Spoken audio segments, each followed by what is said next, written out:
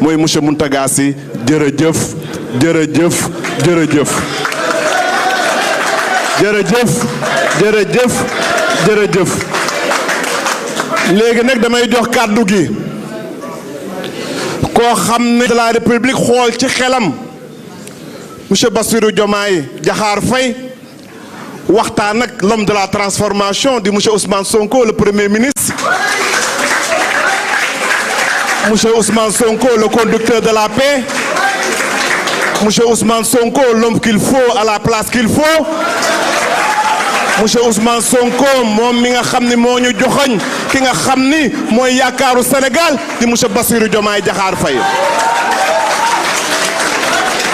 ñu ne ko waaw monsieur le président xanaa yëgoon ni port mooy xol buy dundal koom-koomu Sénégal mu ne waaye am na koo xam ne nag sama xel daj na ko ñu ne ko mooy kan mu ne mooy ki jàngee école bu ñuy wax HLM 4 fii ca Corniche HLM ñu ne ko mooy kan mooy xanaa ki am baccalauréat am ca Kolda ñu ne ko mooy kan mooy xanaa nag ca dëgg-dëgg ki dégg nag inspecteur des impôts et des domaines ñu ne ko waa kooku mooy kan mu ne mooy kooku mooy Waly Bodian Diouf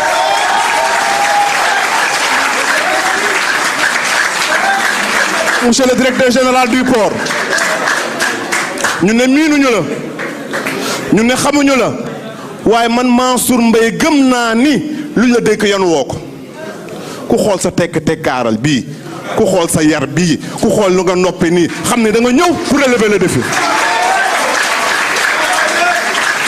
waaye monsieur le directeur général du port maa ngi lay ñaan fekk nga fi personnel boo xam ne nag soxla nañu nga gestu leen bu baax fekk nañ fi personnel boo xam ne soxla nañu nga ànd ak ñoom nag ci liggéey gi nga xam ni waajaa la ko dénk kuy waaja mooy Ousmane Sonko kuy waaja mooy Bassirou Diomaye Diakhar Faye waaye nag ba ngay ñëw da nga ànd ak say mbokk ñu fi toog ñëpp yow rek la ñu bëgg a dégg sa kàddu sa toogaay bu rafet gii am nañu yaakaar ni port bi di nga ko yóbbu fu ñu bëgg waaye ba ngay ñëw da nga ànd ak say mbokk looloo tax suñu xel dal boo ñëw na yow rek ànd ak say xarit ànd ak ñu lay jàppale ci liggéey bi gisuñu fi sa benn mbokk suñu xel dina téye ala mbokkam mi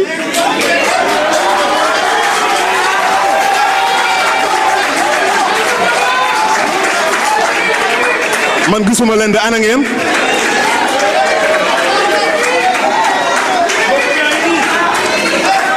monsieur Waly Diouf Bodian mbooloo mi ñu déglu rek moom laa bëgg jox jibi laa bëgg jox kàddu gi mu dugal mbokkam di nijaayam ñu soog a jox Bodian jibi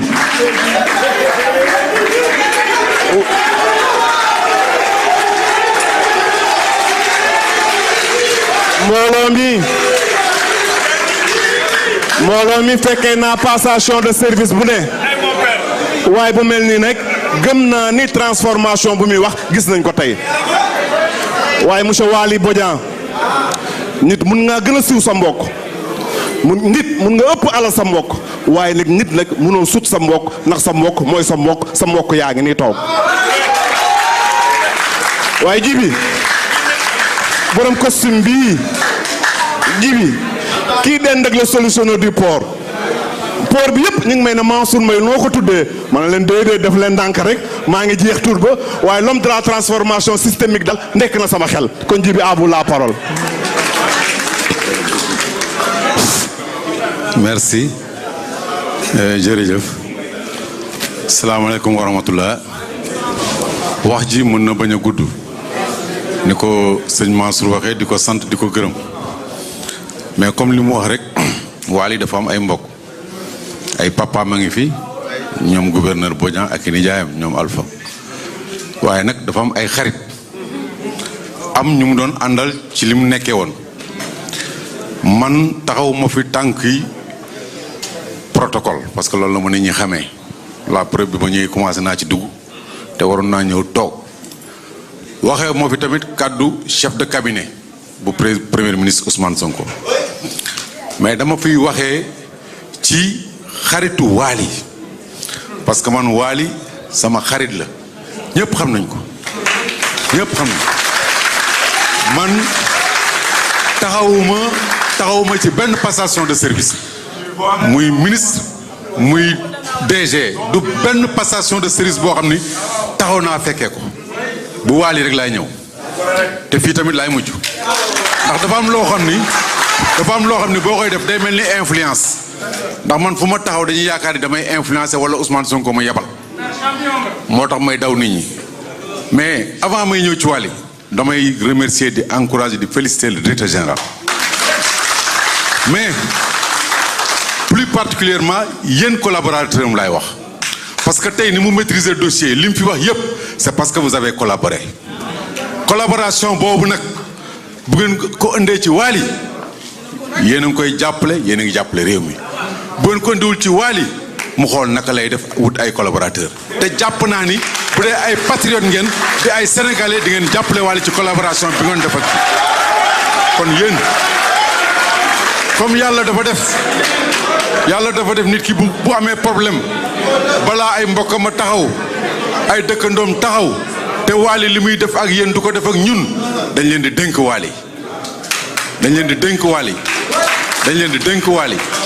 damay wax nag ci turu ay xaritam ñu ngi fi fees del di wax ci turu ay goroom di wax ci turu ay promotionnaire am di wax ci ay turu collègue am Wally pour ma wax ci moom sax day jafe mais li ma leen di wax gis nga tekkaaram ko nga wax fulla rek la fees mais dafa am qualité boo xam ni moom la ku nekk di laaj te loolu dama koy déy syndicaliste yi parce que Wally nekkoon na secrétaire général syndicat comme yéen kon wokkatu bu tase gestu la mais qualité bi ëpp solo ci doomu aadama mooy générosité et il est extrêmement généreux loolu pour bañ a nekk fii ñu naan dama koy jay wala dama koy kiiwal mais dama leen di wax nii am ngeen directeur et je suis persuadé conscient te bu ma tëddee nelaw xam naa ni il va relever le défi comme nag yaa tuddee kii noo ko tuddee directeur bi. moom laa tuddee le solutionneur du port. le solutionneur. waaw man kii xam naa ni balaa weer wi di nga ma woo wutal ko tur. jeex na affaire bi nii la jëm kon nga dugal papaam muy gouverneur Bodian merci. kon ñu jox kàddu gi gouverneur Bodian di waajur ci Wally.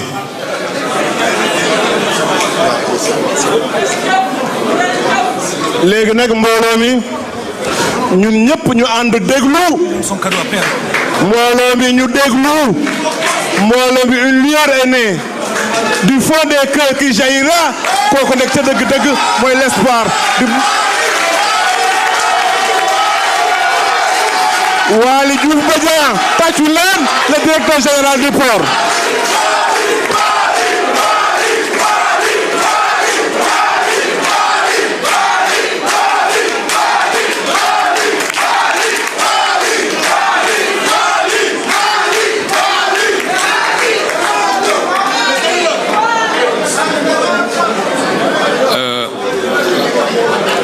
asalaamaaleykum mbooloo mi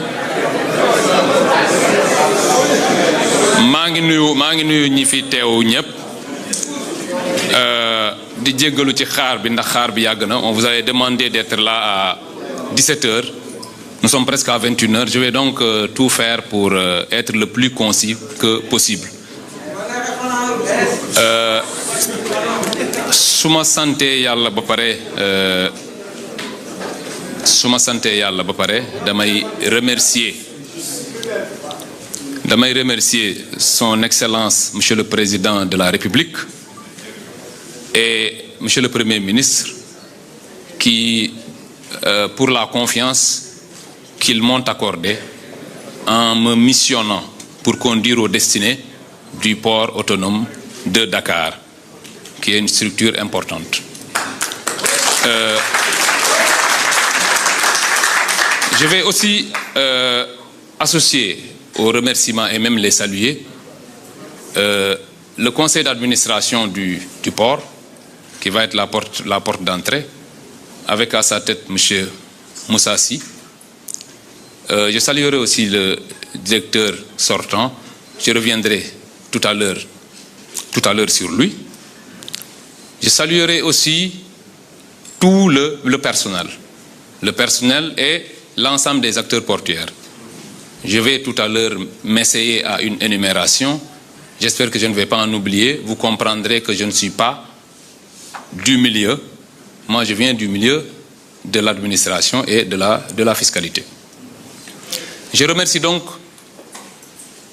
tous les agents du port, tous les acteurs, et je vais faire une mention spéciale à toutes ces personnes, tous les proches qui se sont déplacés.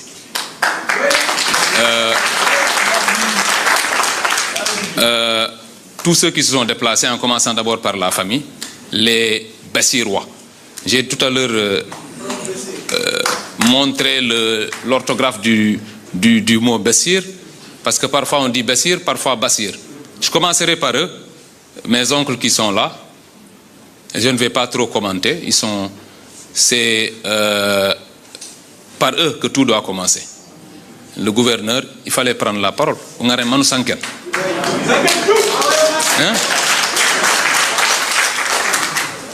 On a remanu sanken mouragi matinji njati bajabul. Voilà, donc en dehors de ces, en dehors des parents, il y a l'ensemble des proches.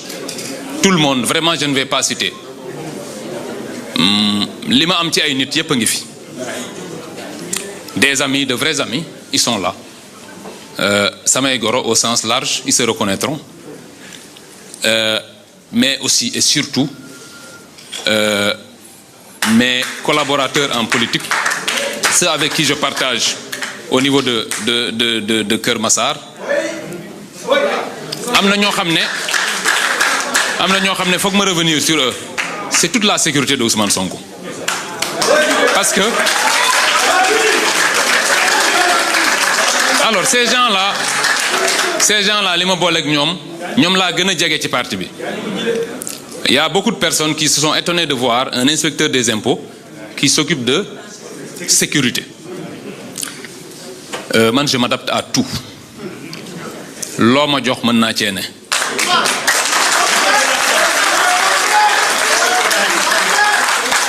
Je pense qu'aujourd'hui, quand on a fait 20 ans d'administration, 20 ans comme inspecteur des impôts, mën nga def lu né. Mais nga nek dans un parti, nga gérer uniquement la sécurité. Ça en dit long sur ce que je suis prêt à faire pour que le projet passe. Donc ñi ma ci gungé, ils sont là, c'est des anonymes, ñi xamuñu len. Mais vraiment ce sont ces gens-là qui ont porté le projet. Parce que Ousmane Sonko, bu fi nekké ba tay, c'est parce qu'il avait une sécurité autour de lui. Affaire bi metti won na trop. C'était la sécurité qui a tout encadré. J'en profite d'ailleurs pour dire que, monsieur le directeur général, on aurait pu choisir une autre photo de moi. Ça, c'est la photo quand j'avais des problèmes là. C'est chaque fois...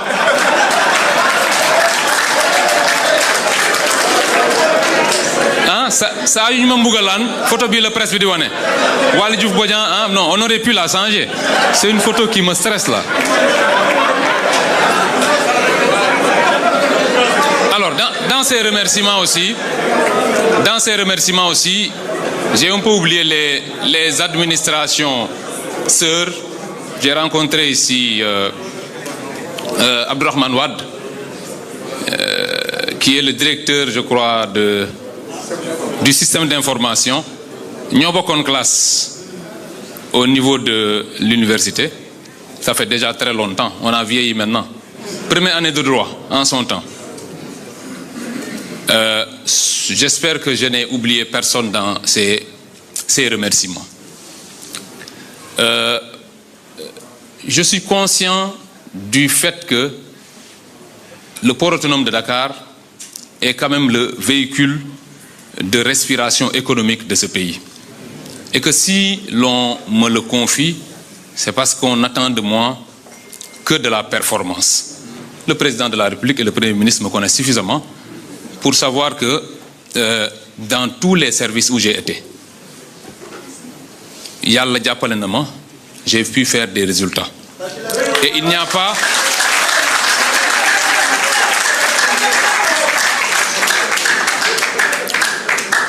Il n'y a pas de hasard. Le directeur tout à l'heure cité est revenu sur le chiffre d'affaires. Le chiffre d'affaires un peu du port pour l'année passée. Alors ce chiffre, est à peu près égal à ce que j'ai fait au niveau du CME2, CME1, le centre des moyennes entreprises, en 2019. C'est un peu avant les événements que vous connaissez, mais en 2019, on avait déjà au niveau du CME à peu près le chiffre d'affaires. Nous, c'était des recettes. Ici, c'est un chiffre d'affaires. Donc, c'est pour vous dire que je suis habitué aux défis et j'entends les relever.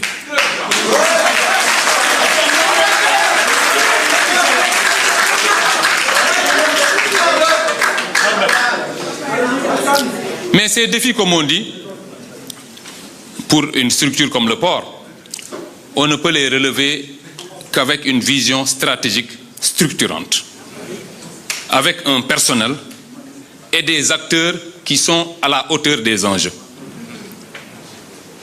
Il faudrait qu'on se comprenne.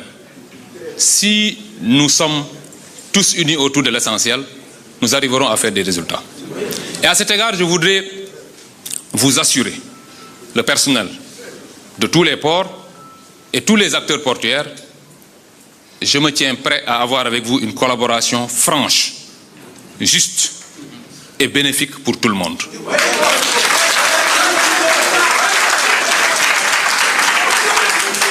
C'est cette collaboration qui va conditionner la réussite, non pas de Waly Diouf Bodian, mais c'est la réussite de tous les acteurs portuaires. Et après tout cela, ce sera la réussite du pays. Nous, nous sommes des patriotes. Dëkk bi rek moo ñu ñor.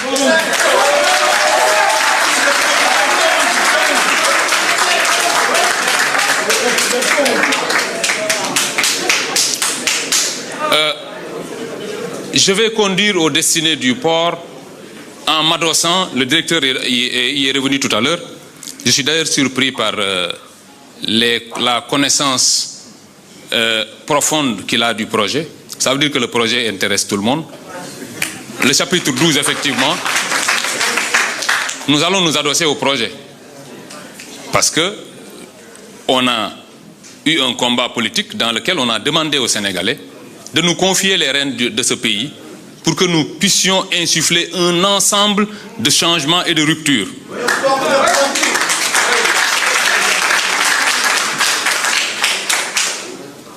Le port, pour moi, ça va être dans cette même lancée.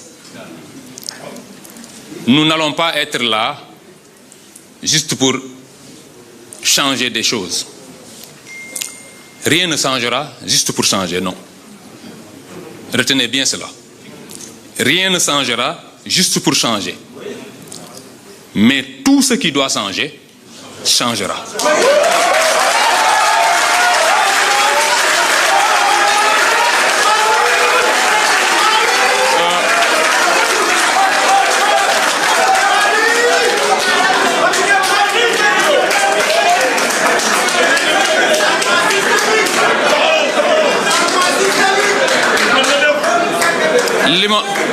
li ma wax noonu bu ngeen ko déggee bu baax bu ngeen amee dégg-dégg mooy. ñu déglu. mooy lii ñu yor dañ ñu ko dénk rek. Le port autonome de Dakar n'est ni à Mountaga puisqu'il va le quitter, entre guillemets, ni à Waly Diouf Bodian. Ce n'est pas mon port à moi, c'est le port de tout le monde. Je disais à quelqu'un un peu pour imager benn xarit sama xarit mooy wax ne ma yàlla na yen bi oyof ma ne ko non port bi moo ko yenoo damay daanu.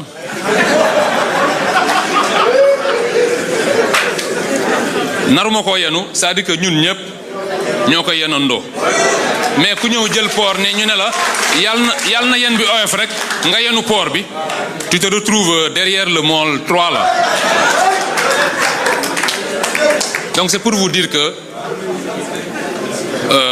nous sommes dans une démarche de justice. Nous sommes dans une démarche de performance. Tout ce qui m'amène ici au port, bu ma bàyyee DGID ñëw port, vraiment c'est pour que l'on puisse ensemble, de façon intelligente, relever tous les défis. Ces défis, on les connaît. Vous les connaissez mieux que moi. Moi, je suis inspecteur des impôts. Vous, vous les connaissez mieux que moi. L'optimalité des opérations, la compétitivité sous-régionale, il y en a qui ont maîtriser que moi. Ce sont ces défis-là, pour n'en citer que ceux-là, qui vont nous intéresser pendant le temps qu'on va passer au niveau du port. Pour les syndicalistes, on m'a dit qu'il y avait 7 syndicats. 5? Quelqu'un m'a dit 7 tout à l'heure. Il y en a 5, oui. Je pense qu'on doit pouvoir s'entendre. Parce que dans toutes les organisations où j'ai été, c'est le personnel qui a été le plus proche de moi. Je sais me mettre au niveau du personnel parce que je suis syndicaliste d'abord. Dans mon ADN, vous trouverez le syndicalisme, vous trouverez la politique et vous trouverez un fonctionnaire dans l'âme. Donc quand vous avez ces trois-là, les syndicalistes war nañoo mën a juboo parce que li ngeen di def doon naa ko def man. Je sais que dans toutes les organisations, toutes les visions stratégiques, plan boo mënti teg, si le personnel ne suit pas, ça ne marchera pas. Donc on commence d'abord par le personnel. Le personnel, je suis ouvert en tout cas à créer les conditions pour que vous puissiez travailler et réaliser des performances avec nous. Voilà, je ne veux pas être très très long. Je remercie encore une fois tous ceux qui ont bien voulu faire le déplacement. J'espère n'avoir oublié personne. Aziz, n'envoie pas de message, je ne t'ai pas oublié. À ma mère, à moi, parce que dans mon 700, oui, la présidente Aïda Mbodj, je me donne l'acte, parce que vous me